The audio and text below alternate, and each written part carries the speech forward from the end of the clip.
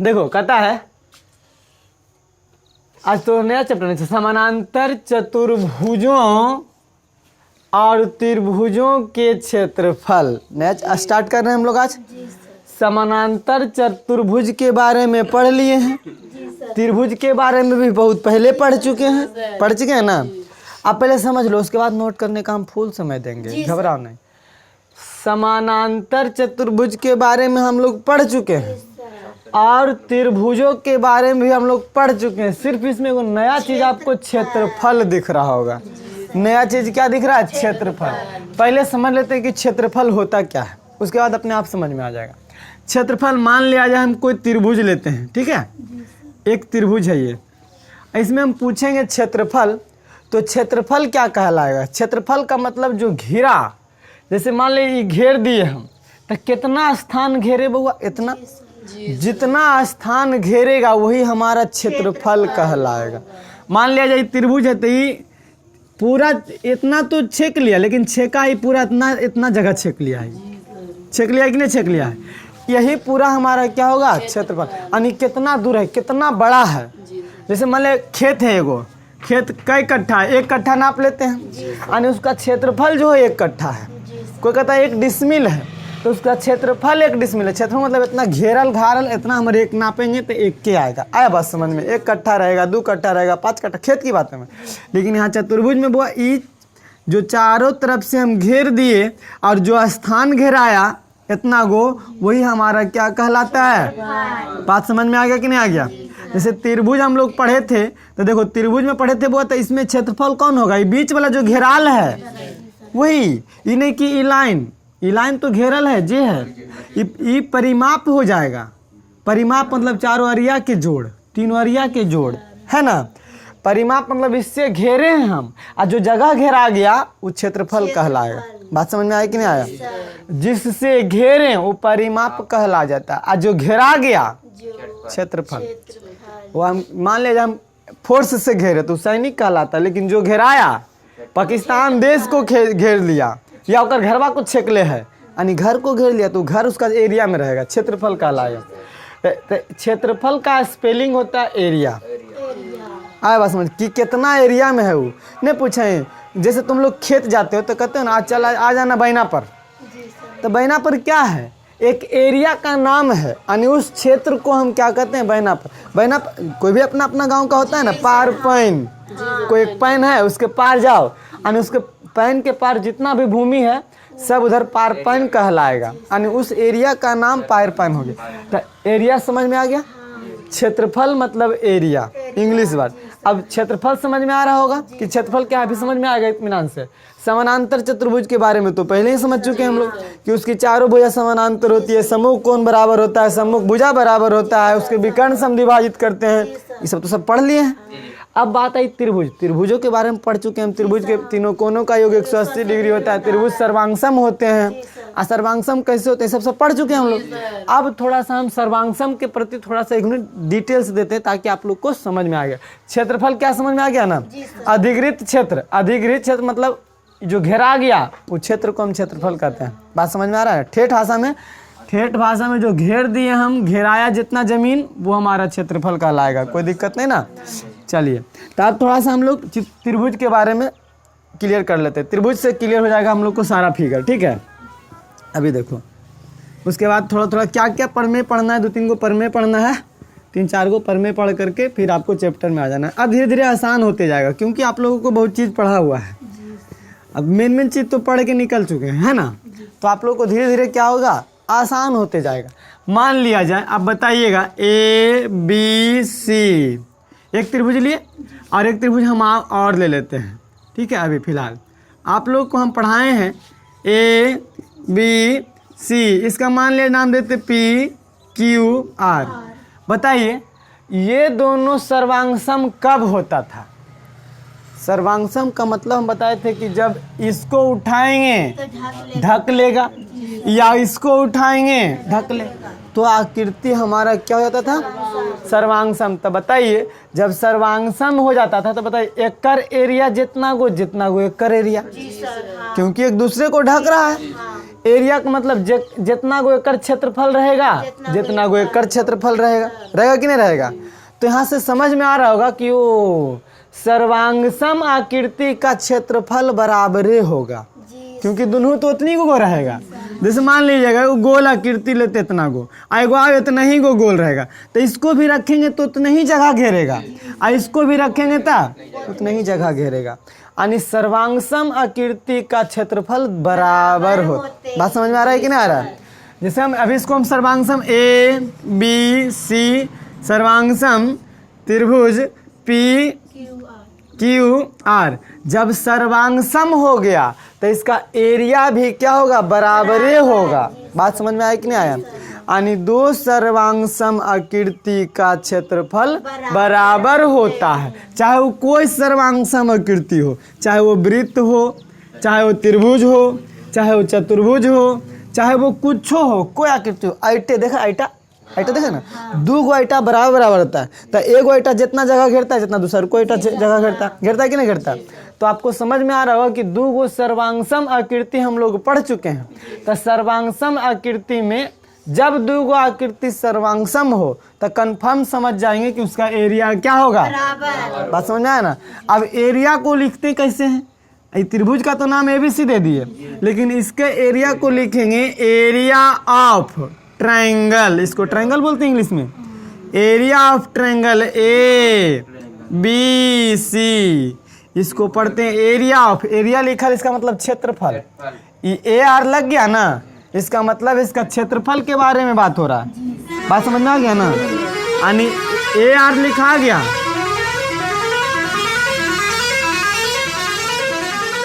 एक आदत हम देख रहे हैं 2-4 दिन से, जब भी टाइम में आएगा यहाँ से हॉर्न बजाएगा वहाँ तक बजाएगा। हाँ, एक आध दिन इसको टोकना पड़ेगा। एरिया यहाँ पे पता चल गया, एरिया लिखल रह गया। अगर एरिया नहीं लिखल रहा तो समझ जाएंगे त्रिभुजे है, अगर एरिया लिखल नजर में आया तो समझ जाएंगे इसका क्षेत्रफल के बारे में बात हो गया। कोई दिक्कत नहीं ना।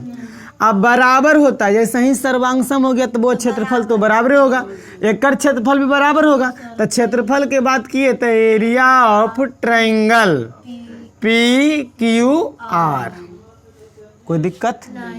जब आकृति सर्वांगसम तो क्षेत्रफल बराबर। समझ में आया कि नहीं आया। तो हम यहाँ से एक चीज कह सकते हैं कि स्टार दे करके लिख सकते हैं कि यदि दो सर्वांगसम आकृति रहे, यदि दो नहीं, यदि आकृतियां लिख देते हैं डायरेक्ट, यदि कई आकृति, अगर मान लिया 3 गो सर्वांगसम रहेगा तो तीनों का एरिया बराबर होगा नहीं। तो हम यहाँ पे लिख देते हैं यदि आकृतियां सर्वांगसम हो, क्या हो, सर्वांगसम हो या फिर रहे। यदि आकृतियां सर्वांगसम रहे तो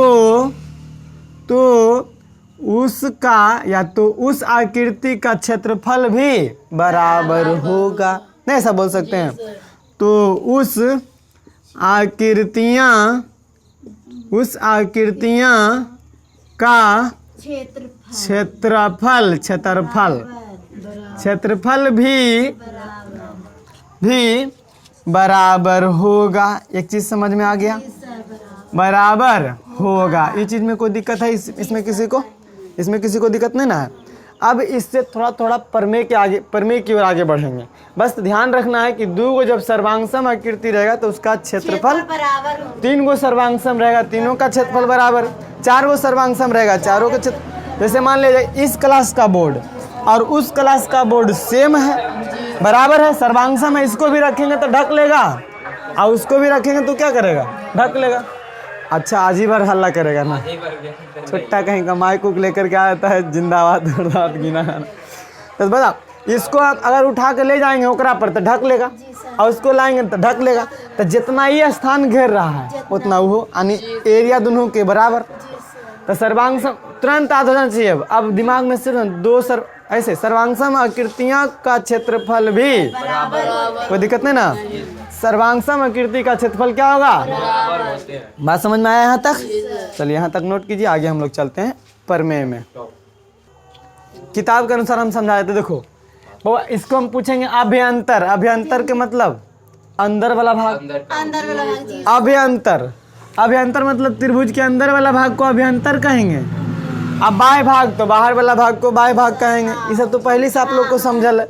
और एक चीज़ और समझाना ये है, देखो थोड़ा सा नहीं आप लोग को इसे पता होगा कि हम क्या समझाएंगे तो समझ में आ जाएगा कि तो पहले से पता था सर, लेकिन थोड़ा सा किताब समझाया तो हम भी आपको डिटेल्स में समझा देते हैं। अच्छा एक बात समझाते हैं सबको,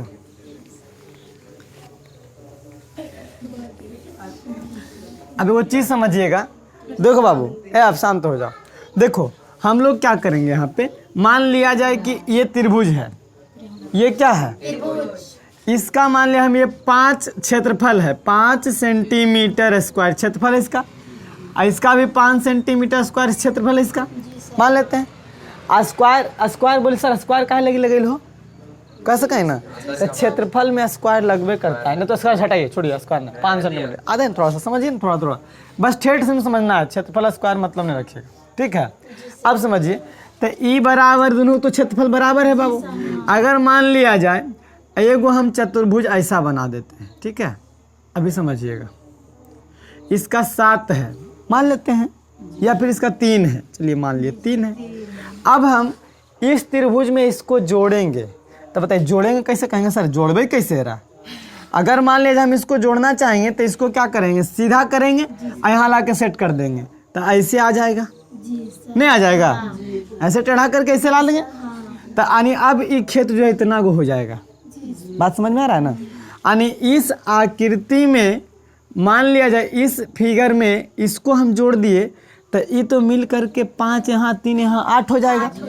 अगर इस आकृति को हम इसमें भी जोड़ दे और इसमें भी जोड़ दे तो बताइए उसका क्षेत्रफल में कोई परिवर्तन होगा, क्योंकि बाबा ये भी 8 हो जाएगा तो ये भी 8 हो जाएगा, बात तो बराबर हो जाएगा, कोई क्षेत्रफल में कमी होगा नहीं ना। बात समझ में आ रहा है ना। बस यही एक टॉपिक था कि अगर हम अलग फिगर को जोड़ देंगे, एक ही फिगर को दोनों में जोड़ेंगे और यदि दोनों का एरिया बराबर हो तो उसका क्षेत्रफल में कोई अंतर नहीं पड़ेगा। पड़ेगा, मान लिया जाए एक मेरे पास मार्कर है और इसमें हम क्या जोड़ दें, ला करके क्या जोड़ दें, कोई भी चीज़, ये लीजिए ये जोड़ देते हैं, इसमें ये जोड़ दें और यही वाला कोई और में जोड़ दें, तो कोई अंतर पड़ेगा, बराबर ही रह जाएगा ना। क्योंकि वो अब तो ये समझाने की जरूरत है ना, आप लोग कोई तो ऐसे ही समझ में आ रहा होगा, बराबर जोड़े, एकरो में ये जुटला एकरो में हम है किए। मान लिया जाए हम, अगर तुम दोनों वोट में अभी इलेक्शन में खड़ी हो, मान लिया जाए एगो मुखिया के चुनाव में है, नहीं मान लिया जाए दोनों बराबर पद में, दोनों वार्ड में व्यक्ति खड़ी हैं, तो आई भी दोनों वार्ड में खड़ा है मान लिया जाए, या फिर कोई भी चीज़ में ऐसा चुनाव में खड़ा है और हम हैं एक तीसरा व्यक्ति, तो आप बुलाएं हम आपके तरफ भी आ गए और आप बुलाएं हम आपके तरफ भी आ गए, बराबर जी सर, उधरो गलखी कोई दिक्कत नहीं। लेकिन यहाँ पे ऐसा नहीं होगा, यहाँ पे कह देगा वो लगा हमारे विरोधी हो रे ओकरा देने के लो, अब फिर गलती से अगर एकरा देने चल गए नहीं तो कहते अरे चुट्टा ये से बात दल को नहीं जाके उगल दल को, हिस्सा होता है बात। तो यहाँ पे ऐसा मैटर नहीं है, यहाँ पे आकृति की बात हो रहा है। यहाँ पे अभी जिम्मी तुम्हें कह दो कि वो अनोखा बतिये होने जाके बोला हो, अनोखा बतिये होने के हो, उसको ओकर पार्टी हो कि ओकर पार्टी हो, कन्फ्यूजन में रह जाता है कि नहीं। लेकिन यहाँ पे एरिया में तो कन्फ्यूजन नहीं रहेगा, नहीं ना रहेगा। चलो अब समझाते हैं, थोड़ा सा पहले पढ़ना है उपप्रमेय। सबसे पहले देखिए उपप्रमेय पढ़ना है, यह देखिए कोरोलरी, उसको समझते हैं। उपप्रमेय को साबित करते हैं हम लोग, साबित किया जाता है। देखो अभिग्रहित किसको कहा जाता है, जो अटल सत्य होता है। तो ये सब अभिग्रहित में वो कि एगो एरिया को जोड़ेंगे ना तो ये सब सत्य है कि बराबर रहेगा। आया बात समझ में। अब उपप्रमेय की बात आएगा, प्रमेय की बात आएगा तो हम आपको क्लास 9th में जब ज्यामिति शुरू किए थे तभी ये बताए थे कि अभिग्रहित किसको कहते हैं और उपप्रमेय किसको कहते हैं, प्रमेय किसको कहते हैं। सब चीज़ हम क्लियर कर चुके थे। चलिए कोई बात नहीं, आप समझते हैं आगे अकेले है ना। हो देखो उपप्रमेय यानी कोरोलरी कहता है समांतर चतुर्भुज का प्रत्येक विकर्ण इसे 2 बराबर क्षेत्रफल वाले त्रिभुजों में बांटता है। ये प्रमेय कह दिया इसको। देखिए साबित क्या करना है, कहता है इसका क्या कि मान लिया जाए कोई समानांतर चतुर्भुज है, सॉरी क्या है, समानांतर चतुर्भुज। अब समानांतर चतुर्भुज हम लोग पढ़ चुके हैं।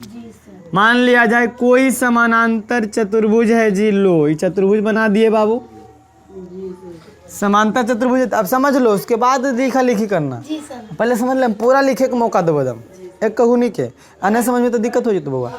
देखो इसका नाम हम ए बी सी डी दे दिए। अब क्या बोला, प्रत्येक विकर्ण, तब चतुर्भुज में कई गो विकर्ण हो गए बउआ? दुइये गो तो विकर्ण में होता है, एगो ऐसे या एगो ऐसे। तो एगो विकर्ण, प्रत्येक का मतलब एक विकर्ण, एक विकर्ण जो है वो दोनों के बराबर बराबर में बांट देता है दोनों त्रिभुज को। हम आप लोग को पढ़ाए थे, बताए थे कि समानांतर चतुर्भुज के विकर्ण जो होता है, समझाए नहीं थे, दो गो सर्वांगसम आकृति में बांट देता है। अभी थोड़ा सा हम प्रूफ करेंगे इसको, ठीक है। हम सिर्फ आपको समानांतर चतुर्भुज में बताए थे कि समानांतर चतुर्भुज के विकर्ण एक दूसरे को परस्पर समद्विभाजित करता है। समानांतर चतुर्भुज के सम्मुख भुज आपस में बराबर और समानांतर होते हैं। एक समानांतर ही बराबर भी होता है, समानांतर भी होता है। समानांतर चतुर्भुज के सम्मुख कोण आपस में बराबर होते हैं, ये भी बता चुके हैं, नहीं बता चुके हैं? तो बताइए, अब ये दोनों हमको क्या बोला है कि जो इसका विकर्ण होगा ना, दो गो त्रिभुज बन गया विकर्ण से। देखो क्या बोला, समांतर चतुर्भुज के प्रत्येक विकर्ण, यानी विकर्ण जो डाले दो गो बराबर क्षेत्रफल वाले त्रिभुज में बांट देता है, यानी दोनों बराबरे होगा। जितना गो त्रिभुज, जितना गो ई त्रिभुज। अब साबित करना है कि बराबर होता है कि नहीं। देखिए साबित कर लेंगे कैसे हम लोग, जो समझिए एकदम इत्मीनान से समझ लेंगे। तो सबसे पहले लिखना पड़ेगा दिया है ना बाबू, दिया है, दिया है ए बी सी डी एक। अब बहुत ईजी है, देखो ना, समांतर चतुर्भुज, समांतर चतुर्भुज है, कोई दिक्कत नहीं ना। समांतर चतुर्भुज है, इसमें प्रत्येक विकर्ण त्रिकर्ण छोड़ दो। अब सीधा तो साबित करना है, डायरेक्ट लिख देंगे, है ना। तो साबित करना है, इसमें लिख सकते थे कि ऐसी एक विकर्ण है जो दो बराबर बराबर त्रिभुज में बांटता है, नहीं बांटता है, तो साबित ही करना है। वो सुनो ना, साबित करना है। अब वह दोनों का क्षेत्रफल बराबर होता है, यानी इस त्रिभुज का क्षेत्रफल, क्षेत्रफल इस त्रिभुज का क्षेत्रफल, क्षेत्रफल मतलब एरिया, यानी हम कह सकते हैं area of triangle, area of triangle. पहला कौन हुआ, ए बी सी, ई त्रिभुज हुआ ए बी सी, यानी ए बी सी बराबर area of triangle A D C, A D C नहीं, यानी दोनों का क्षेत्रफल क्या होगा, बराबर। एरिया का मतलब क्षेत्रफल, बात समझ में आ रहा है ना। तो बाबा एरिया एक कर, इस त्रिभुज का एरिया और इस त्रिभुज का एरिया क्या होगा, बराबर होगा विकर्ण। अगर मान लीजिए कोई कह देगा नहीं सर हम समानांतर चतुर्भुज ऐसे बनाएंगे, समानांतर चतुर्भुज अब ऐसे आप बांटे, हम ऐसे बांटेंगे, तो ये दोनों बराबर होगा, क्या दिक्कत है। कैसू करिएगा दोनों क्षेत्रफल बराबर होगा। बस कहने का मतलब ये है कि कैसू विकर्ण डालिए समानांतर चतुर्भुज में, जो दो त्रिभुज बनेगा वो दोनों क्या होगा, क्षेत्रफल, उसका क्षेत्रफल बराबर होगा। बात समझ में आया कि नहीं आया। हमको साबित करना है ये वाला, तो साबित करने के लिए रचना उचना करने की आवश्यकता नहीं है, डायरेक्ट हम लोग क्या करेंगे, प्रमाण दे देंगे। इसमें रचना करने की कोई जरूरत है, इतना चीज़ हम पढ़िए चुके हैं। त्रिभुज के बारे में तो हम पढ़िए चुके हैं, समानांतर चतुर्भुज के बारे में पढ़िए चुके हैं, तो डायरेक्ट हम इसको क्या करेंगे, प्रमाण देंगे। अब प्रमाण देंगे वो, तो हमको ये दोनों को बराबर करना है, तो यही दोनों को तो देखना है। यानी हम कह सकते हैं त्रिभुज ए बी सी तथा त्रिभुज ए डी सी में।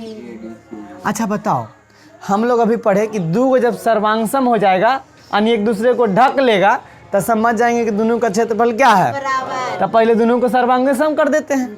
ये दोनों सर्वांगसम हो गया तो समझ जाएंगे कि दोनों क्षेत्रफल बराबर हो जाएगा। नहीं तो आप बताइए, देखिए अब एकदम इजी से समझ में आ जाएगा, कुछ भी इसमें करने नहीं है।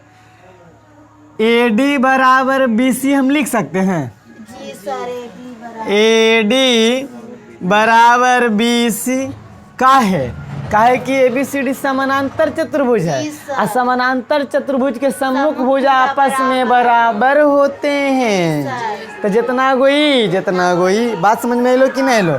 तब कोई बोले कैसे लिख देना, तो हम यहाँ पे कह देंगे कि समांतर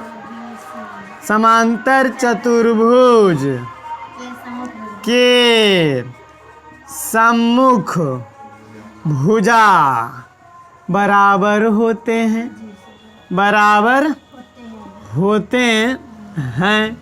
कोई दिक्कत? अब बताइए, फिर हम लिख सकते हैं ए बी बराबर डी सी। ई वाला भुजा लिखा गया। अब ई वाला भुजा लिख देते हैं। तो ए बी बराबर में डी सी। ये भी वही चीज, समानांतर चतुर्भुज के सम्मुख भुजा बराबर होते। कोई दिक्कत?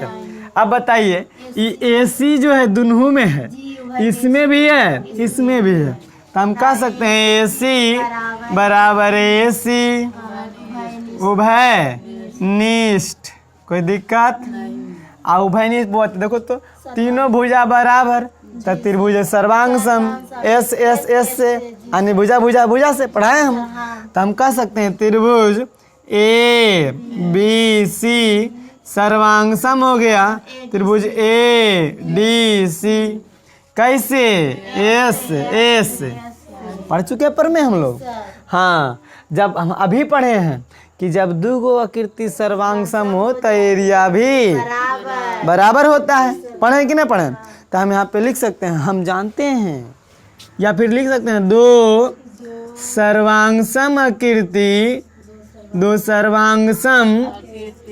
आकृति का क्षेत्रफल बराबर होता है। क्यों? क्योंकि एक दूसरे को ढक लेता है, बराबर होता है। तो हम कह सकते हैं अब एरिया ऑफ त्रिभुज ए बी सी बराबर एरिया ऑफ त्रिभुज ए डी सी। प्रूव्ड हो गया, दोनों बराबर आ गया क्षेत्रफल। बात समझ में आई? तो साबित करना था, दोनों का क्षेत्रफल बराबर होगा। क्षेत्रफल बराबर ला दिए। कोई दिक्कत किसी को? इजी था नहीं बोला? इससे थोड़ा अब आसान हो जाएगा, सब आसान है एकदम, खाली समझना है बस। क्या दिक्कत है? कहता है एक पर में अवरी है 11.1 में एक ही आधार पर और एक ही समांतर रेखाओं के बीच। बाबू, एक ही आधार पर मतलब एक ही भुजा पर रहेगा। जैसे देखिए, एगो समांतर चतुर्भुज मैंने बना लिया जी। लो, समानांतर दिख रहा लो जी, नहीं गड़बड़ नहीं।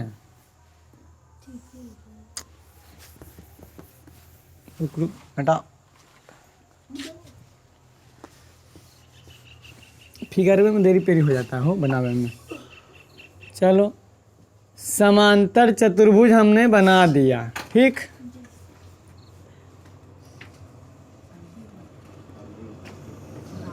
समांतर चतुर्भुज बन गया।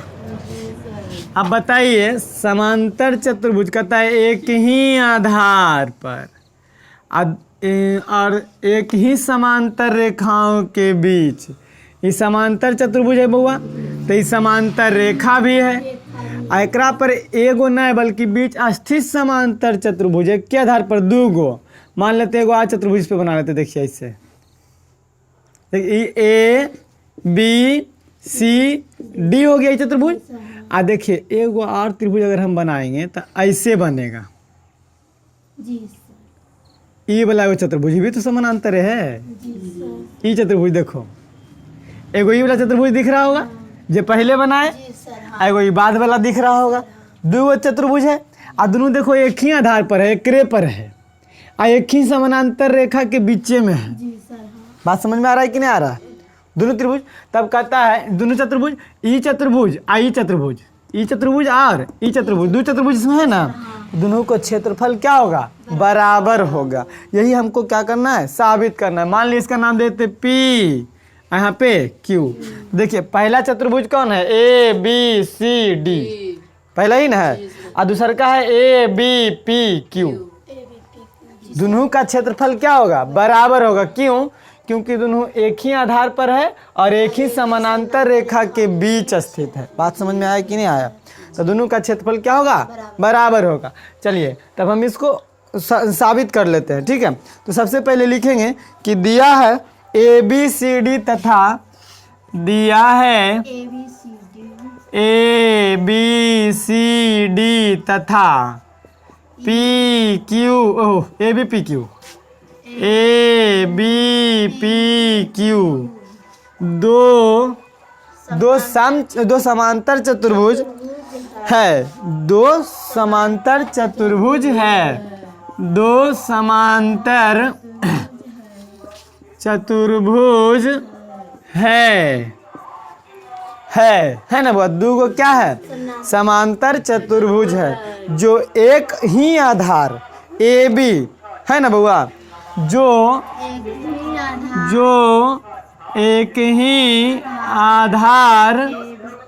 आधार ए बी तथा एक ही समानांतर रेखा है कि नहीं है? एक ही आधार ए बी तथा समांतर रेखाओं तथा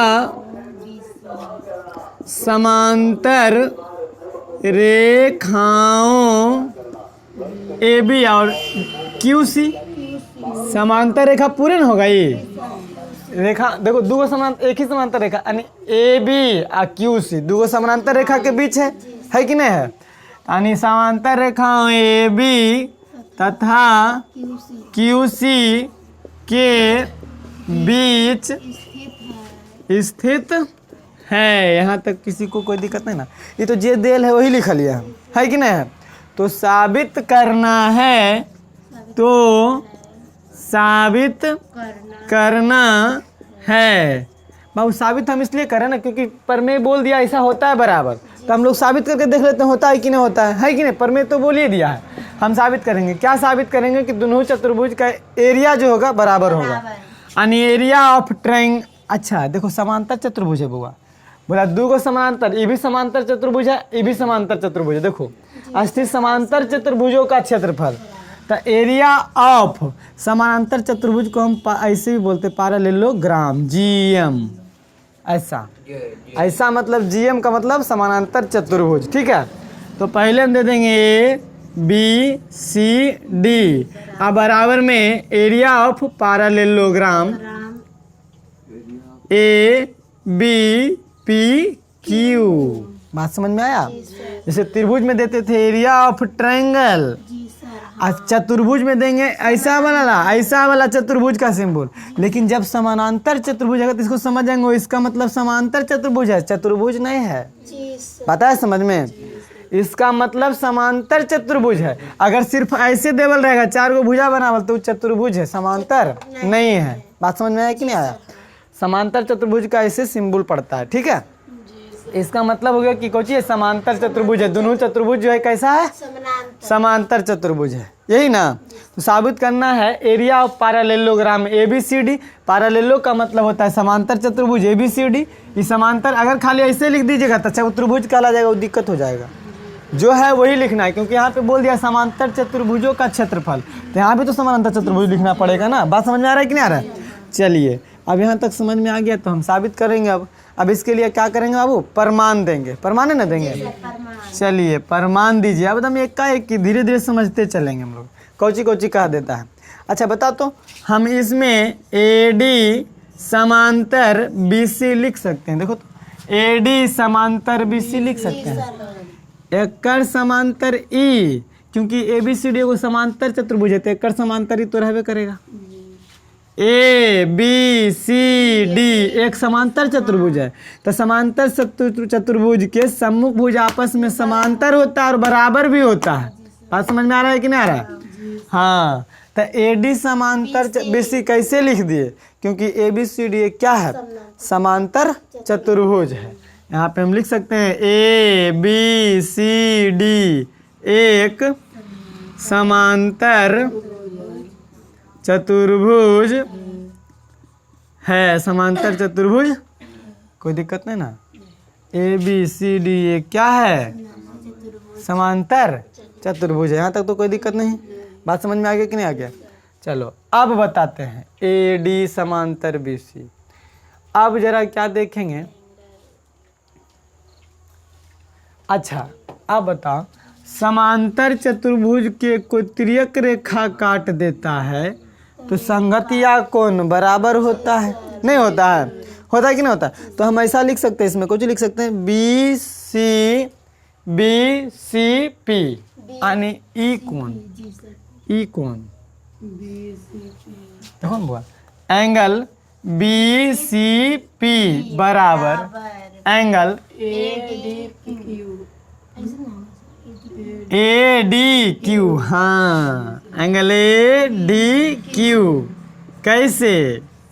संगत कोण से।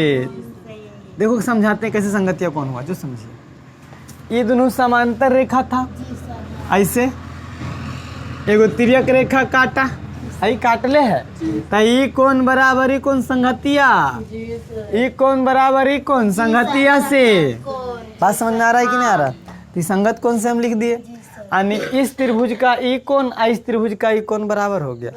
अब हम इस कोण को देखेंगे, इस कोण को, इस कोण को बताइए बुआ। तो इहो तो समांतर रेखा है, इहो तो तिर्यके रेखा काट दिया, तो एकर बराबर ही संगतिया कोण से नहीं हो जाएगा?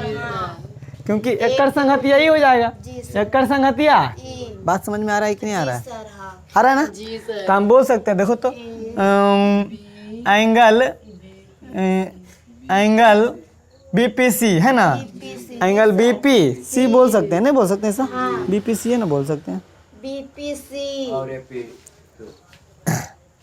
ऐसे लिख देते पहले बुआ, चूंकि क्यू पी समांतर ए बी, पहले ऐसे लिख देते हैं, ए बी समांतर क्यू पी, तब लिखेंगे एंगल बी पी सी है ना, बी पी सी बराबर angle A Q D, angle A Q D कैसे? संगतिया कोण से। ये भी तो संगतिया ना है बुआ। आई ए बी समानांतर क्यू पी कैसे लिख दिए? क्योंकि ए बी पी क्यू समांतर चतुर्भुज है, तब ना लिखेंगे बुलाते हैं। हाँ भी लिख देंगे, ए बी पी क्यू एक समांतर चतुर्भुज है। कोई दिक्कत नहीं ना यहाँ तक? आप बताइए, अब हम लोग क्या जानते हैं कि किसी त्रिभुज के तीनों कोनों का योग बराबर होता है। अभी त्रिभुज दोनों नहीं है, दिख रहा है, देखो तो ये त्रिभुज है, ये त्रिभुज है, दिख रहा है ना? तो बताइए, ई कोण जितना जितना ई कोण, जितना ई कोण जितना ई कोण, तो जितना ई कोण में जितना ई कोण में नहीं हो जाएगा? नहीं हो जाएगा। मान लिया जाए बुआ ये दोनों, ये 50 डिग्री ये 60 डिग्री, तो ये भी एक बराबर में ही था, तो ये भी 50 ये भी 60, तो 110 इधरो 110 इधरो, बाकी बचा 70, तो 70 इधरो 70 इधरो। जी सर, हाँ बराबर बराबर नहीं हो जाएगा? हो जाएगा कि नहीं हो जाएगा? तो बताइए, हम लिख सकते हैं ऐसे कि त्रिभुज के तीनों कोनों का योग 180 डिग्री होता है।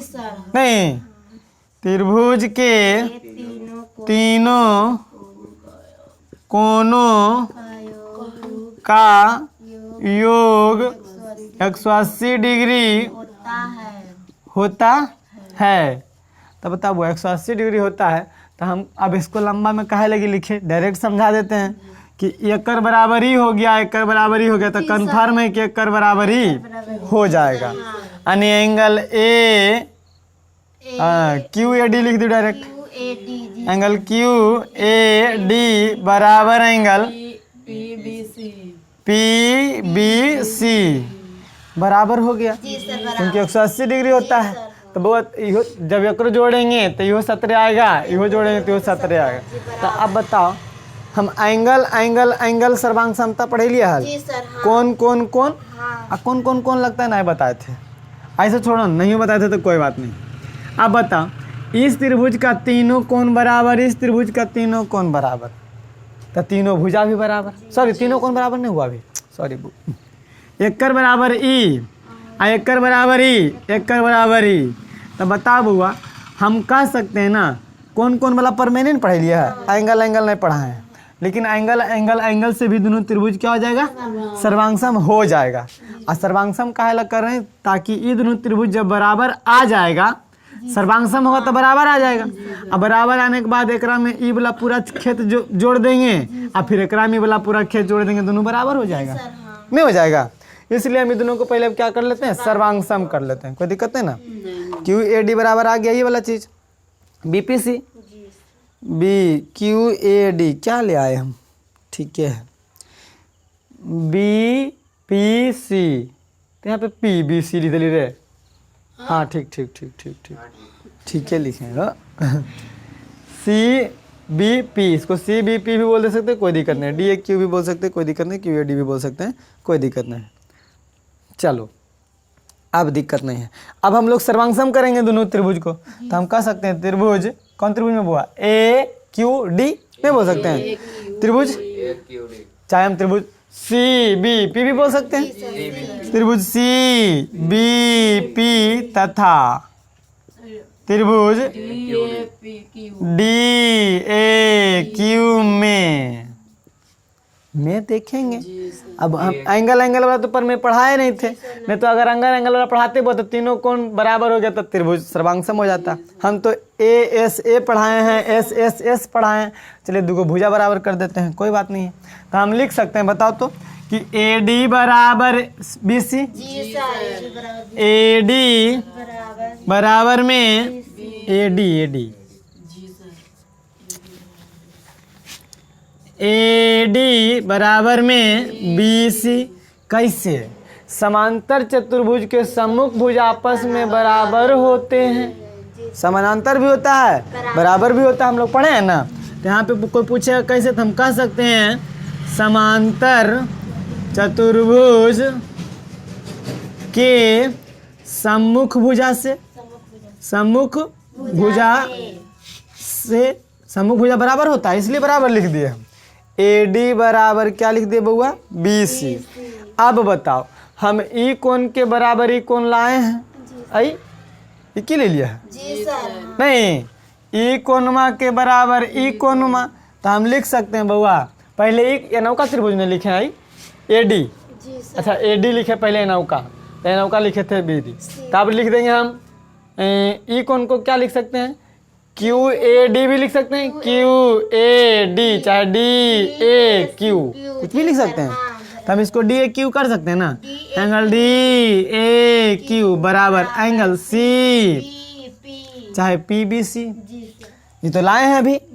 आप बताइए, हम बोल सकते हैं ए क्यू बराबर पी बी, क्योंकि समांतर चतुर्भुज के सम्मुख भुज आपस में बराबर होता है, ये समांतर चतुर्भुज है तो एक बराबर में होगा कि नहीं होगा।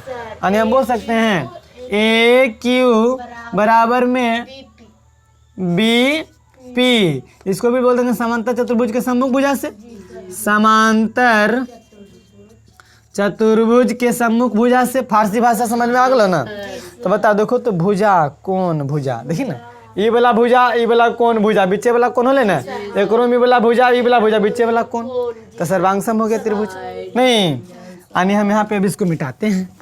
अब हम यहाँ पे बोल सकते हैं ना कि त्रिभुज कौन सर्वांगसम किए बउआ, देखो कने गलाओ सी बी पी, त्रिभुज सी बी पी सर्वांगसम। ऐसे देखो ना, सी बी पी सर्वांगसम, डी ए क्यू सर्वांगसम त्रिभुज डी ए क्यू।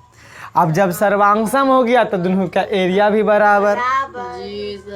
अब ये पढ़े हैं ना कि दो सर्वांगसम आकृति का क्षेत्रफल बराबर होते हैं, कोई दिक्कत नहीं ना। तो हम बोल सकते हैं area of triangle C B P बराबर area of triangle D A Q, दोनों का एरिया बराबर हो गया कि नहीं हो गया। लेकिन हमको साबित करना है area of A B C D चतुर्भुज, पैरेललोग्राम मतलब चतुर्भुज, समानांतर चतुर्भुज।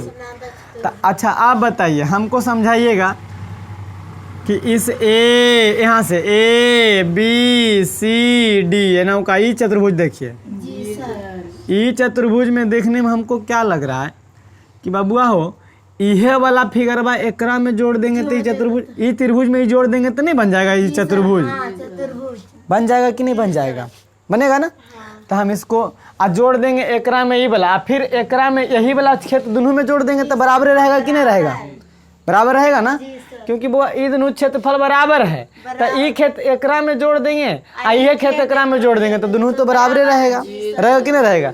तो हम इसको जोड़ सकते हैं, area of triangle CBP, C triangle, area of triangle CBP आ जोड़ एरिया ऑफ ई चतुर्भुज बा, एरिया ऑफ चतुर्भुज इसको लिखेंगे। पारा सम चतुर्भुज समानांतर चतुर्भुज थोड़ी है ये, नहीं ना, समानांतर चतुर्भुज इतना को रहता, लेकिन हम इतनी को जोड़ रहे हैं तो ABPD यही ना जोड़ रहा। एरिया ऑफ चतुर्भुज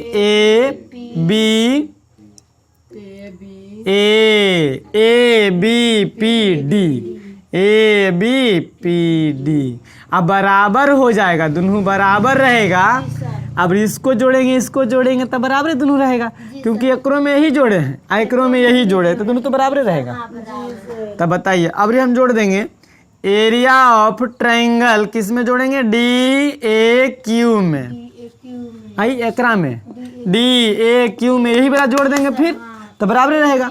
जोड़ एरिया ऑफ चतुर्भुज ABPD कोई दिक्कत नहीं ना। अब देखिए इस CBP यानी ई वाला CBP ई वाला अगर हम इस क्षेत्र में जोड़ देते हैं तो इस समानांतर चतुर्भुज नहीं हो जाता। देखिए तो जरा, क्योंकि ये तो समानांतर चतुर्भुज पहले से था, ABCD एक समानांतर चतुर्भुज पहले से था, नहीं था, दो समानांतर चतुर्भुज है। तो हम इसको जोड़ के नहीं लिख सकते हैं, एरिया ऑफ पैरेललोग्राम कौन ABCD बराबर एरिया ऑफ पैरेललोग्राम ABPQ। एकरा में जोड़ेंगे ये वाला तो बन जाएगा, जोड़ देंगे तो ये वाला मिट जाएगा ना। जब जोड़ेंगे मतलब आरी ढा जाएगा, वो खेत जोड़ दिया तो आरी ढा गया तो मतलब चतुर्भुज बन जाएगा। यानी ABPQ बराबर हो गया कि नहीं हो गया, इस एरिया के बराबर इस एरिया आ गया। हम लोग साबित कर लिए। जब साबित हो गया तब इसको याद रखना है, साबित करे याद रहे चाहे मत, याद रखना है कि एक ही आधार पर बने दो समानांतर चतुर्भुज एक ही समानांतर रेखा के बीच यदि स्थित हो तो दोनों का क्षेत्रफल बराबर होता है। बस इतना ही याद रखना। कोई दिक्कत समझ में आया कि नहीं आया?